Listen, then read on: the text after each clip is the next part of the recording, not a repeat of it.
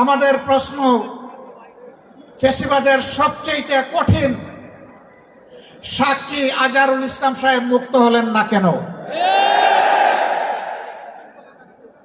কোন জিনিস তাকে এখনো আটকে রাখতে বাধ্য করেছে? কেন এই বৈষম্য? আমরা তো নিজের থেকেই অন্যান্য নেতৃবৃন্দের মুক্তির দাবি জানিয়েছিলাম, এই উদারতা আমরা দেখিয়েছিলাম, উদারতা আমরা দেখিয়েও যাব। কিন্তু আজহারুল ইসলাম সাহেব কবে মুক্তি হবেন সুস্পষ্টভাবে জানতে চাই সরকারের কাছে। আমরা তো চাইনি, কল্পনাও করিনি এইভাবে আমাদেরকে রাস্তায় নামতে হবে প্রিয় আজহার ভাইয়ের মুক্তির দাবিতে। আমরা বাধ্য হয়েছি। আমরা স্পষ্ট বার্তা দিতে চাই, তার মুক্তি না হওয়া পর্যন্ত এই সমাবেশ প্রথমও নয়, শেষও নয়, সমাবেশ, বিক্ষোভ, আন্দোলন অব্যাহত থাকবে।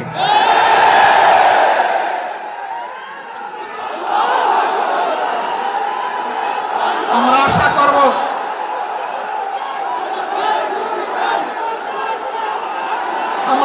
করব সরকার শুভবুদ্ধির পরিচয় দেবেন। এক এক করে বাকি মজলুমদেরকে যেভাবে মুক্তি দিয়েছেন, সর্বশেষ মজলুমটাকেও দেশবাসীর বুকে মুক্তি দিয়ে ফিরিয়ে দিন। তার জীবনের যে 13টি বছর হারিয়ে গেল, এগুলা কেউ ফিরিয়ে দিতে পারবেন না। আর 13টি মিনিট তিনি জেলের ভিতরে থাকুন, আমরা তা চাই না। আমরা ভদ্র, কিন্তু আমরা বোকা নই। আমাদের ভদ্রতার এই উপহারকে কেউ যেন দুর্বলতা মনে না করেন।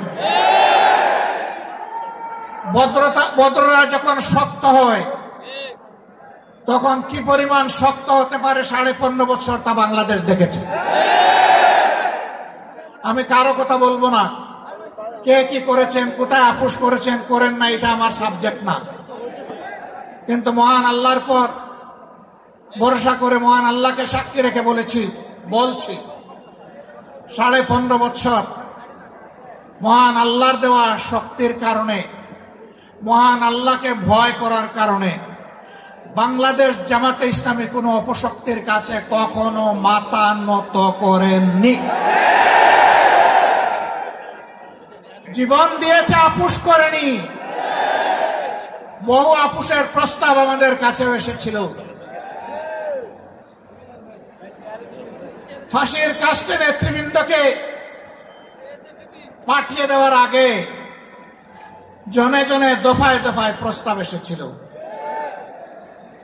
বাংলাদেশের জনগণ জানে, জীবিত অবস্থায় আল্লাহর সেই নেক বান্দারা, বাংলাদেশের বীর সন্তানেরা, তারা ওই সমস্ত প্রস্তাবগুলোকে পায়ের তলে ফেলে দিয়েছিলেন। আমরা তাদের উত্তরসূরি। সুতরাং মেহেরবানি করে আমাদের আর ধৈর্যের পরীক্ষা নেবেন না, তাকে মুক্তি দিন। কেন আমাদের নিবন্ধন আটকে রেখেছেন? নিবন্ধন তো জালিম সরকার কেড়ে নিয়েছিল। সেই জুলুম আপনারাও কি আমাদের উপরে করবেন? এই জন্য কি হাজার জনতা জীবন দিয়েছে, হাজার হাজার মানুষ পঙ্গুত্ব বরণ করেছে, আবারও সেই বৈষম্য দেখার জন্য? আমরা বাংলাদেশের মাটিতে আর কোনো বৈষম্যকে বরদাস্ত করব না। সকল বৈষম্যের কবর রচনা না হওয়া পর্যন্ত আমাদের আন্দোলন অব্যাহত থাকবে ইনশাআল্লাহ।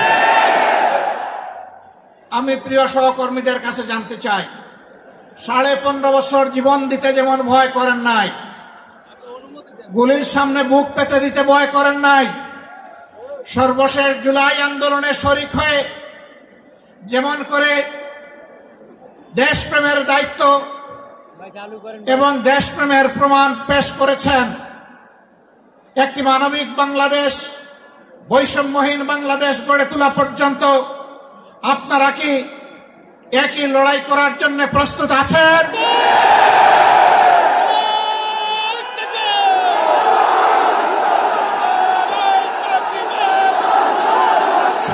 যুবক বন্ধুদের কণ্ঠে কণ্ঠ মিলে বারবার বলতে চাই, আবু সাইদ মুক্ত, আবু সাইদ মুক্ত, শেষ হয়নি যুদ্ধ,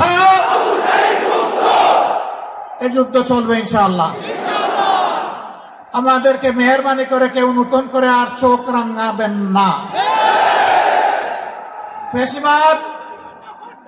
ফেসিবাদের ভাষায় কেউ কথা বলবেন না, কথা বলবেন রাজনীতিবিদের ভাষায়।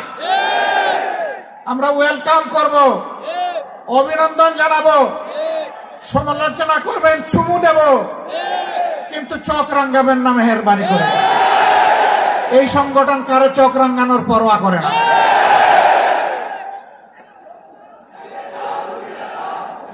আমার সম্মানিত ভাইয়েরা, দেশের বিরুদ্ধে, জাতির বিরুদ্ধে অতীতেও ষড়যন্ত্র ছিল।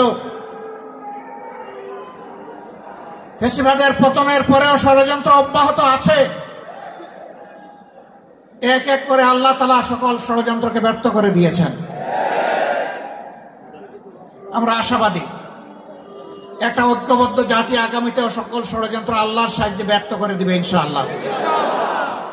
তাই আমার শেষ আবেদন, আসুন দল মতের ঊর্ধ্বে উঠে আমরা সব ধরনের ফ্যাসিবাদের বিরুদ্ধে আমরা রুখে দাঁড়াই। আল্লাহ রাব্বুল আলামিন আমাদের ভাই এটিএম আজহারুল ইসলামকে অবিলম্বে সসম্মানে আমাদের বুকে ফিরিয়ে দিন। তাকে মুক্ত বাতাসে শ্বাস নেওয়ার তৌফিক আল্লাহ তাআলা দান করুন। আমরা বিশ্বাস করি আসমান জমিনের মালিকের ইশারাই সর্বোচ্চ ইশারা, তার ফয়সালাই চূড়ান্ত ফয়সালা। আমরা মহান রবের দরবারে সেই ফয়সালা কামনা করছি।